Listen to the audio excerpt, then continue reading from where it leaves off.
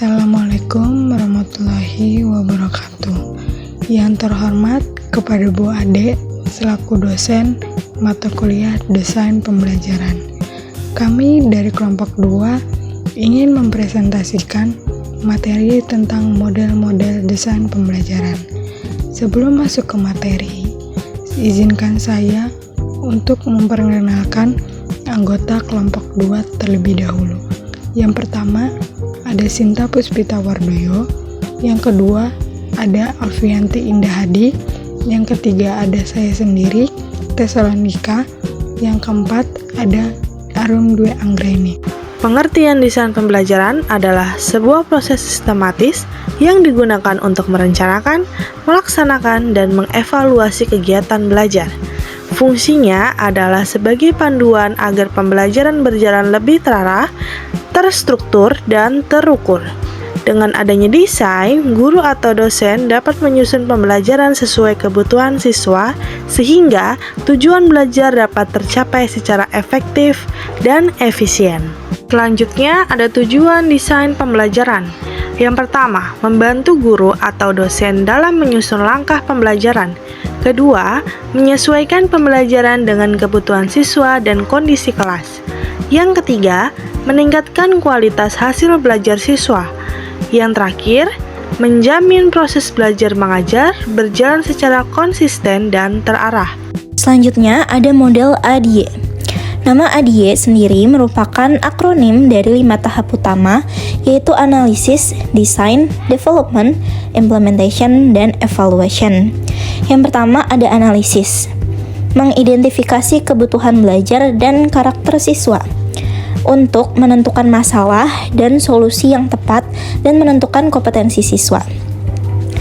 Yang kedua ada desain, merancang strategi, metode, media, dan evaluasi. Yang ketiga ada development, mengembangkan bahan ajar sesuai rancangan. Yang keempat ada implementation, menerapkan pembelajaran dalam kelas, seperti melaksanakan program pembelajaran dengan menerapkan desain atau spesifikasi program pembelajaran. Yang kelima ada evaluation, menilai hasil, mencari kekurangan, lalu memperbaiki. Selanjutnya ada model Dick and Carey. Model Dick and Carey ini dikenal sebagai salah satu model desain pembelajaran yang komprehensif dan sistematis. Nah, model ini pertama kali diperkenalkan oleh Walter Dick dan Lou Carey pada tahun 1978. Kemudian terus dikembangkan hingga edisi terbaru. Intinya dari model ini adalah pandangan bahwa pembelajaran merupakan suatu sistem yang terdiri dari berbagai komponen yang saling berhubungan. Nah, komponennya itu meliputi tujuan, materi, strategi, evaluasi. Jika salah satu tidak sesuai, maka hasil pembelajaran bisa terganggu. Selanjutnya ada langkah utamanya.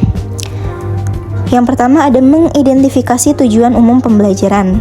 Selanjutnya analisis pembelajaran, penyusunan instrumen penilaian, perancangan strategi, pengembangan bahan ajar, serta evaluasi formatif untuk menilai keberhasilan. Selanjutnya ada kelebihan dan kekurangannya.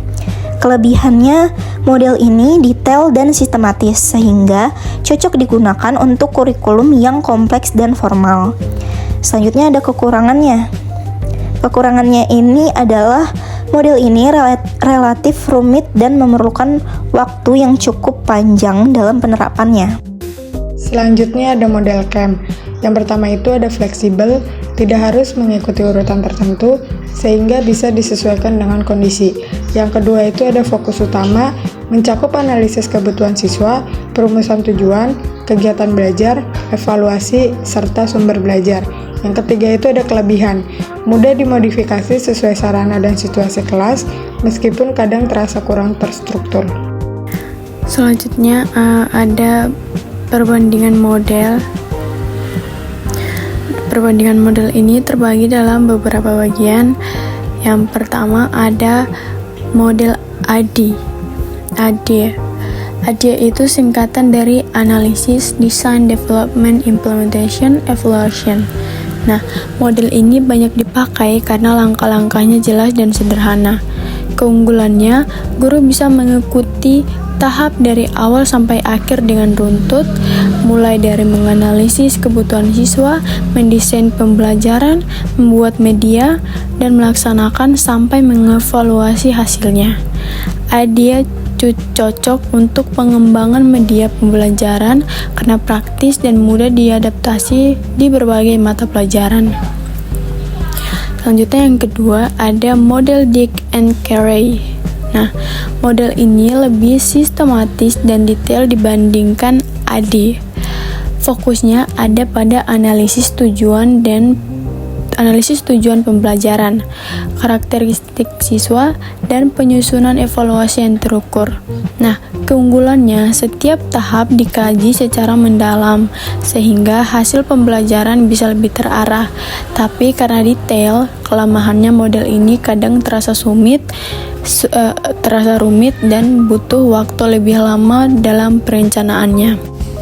Lalu selanjutnya yang ketiga ada model CAMP. Nah, model CAMP bersifat lebih fleksibel, artinya guru tidak harus mengikuti langkah-langkah secara urut, tapi bisa menyesuaikan dengan kebutuhan kondisi kelas serta sumber daya yang ada. Nah, model ini menekankan pentingnya memperhatikan siswa sebagai pusat pembelajaran, jadi lebih adaptif terhadap situasi nyata di lapangan. Selanjutnya yang keempat ada kesamaan dari ketiga model. Nah, semua model sama-sama bertujuan untuk merencanakan pembelajaran yang baik, melaksanakan dengan strategi yang tepat, dan mengevaluasi hasilnya. Jadi, ketiganya sama-sama berorientasi pada efektivitas belajar siswa. Lalu, yang terakhir, di sini ada perbedaan utama. Nah, yang pertama ada ADEA. ADEA menekankan siklus yang berurutan, sedangkan Dick and Carey lebih menganalisis dan mengevaluasi yang lebih dalam dan detail. Lalu yang terakhir ada CAMP. Nah, CAMP ini tuh lebih fleksibel dan bisa dimulai dari tahap mana saja sesuai kebutuhan. Dan yang terakhir ada simpulan. Nah, desain pembelajaran sangat penting untuk memastikan proses belajar berjalan dengan baik.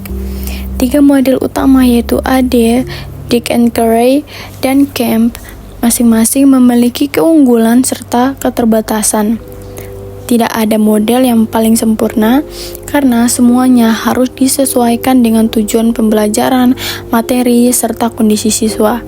Dengan menggunakan desain yang tepat, proses belajar dapat menjadi lebih efektif, efisien, dan menyenangkan.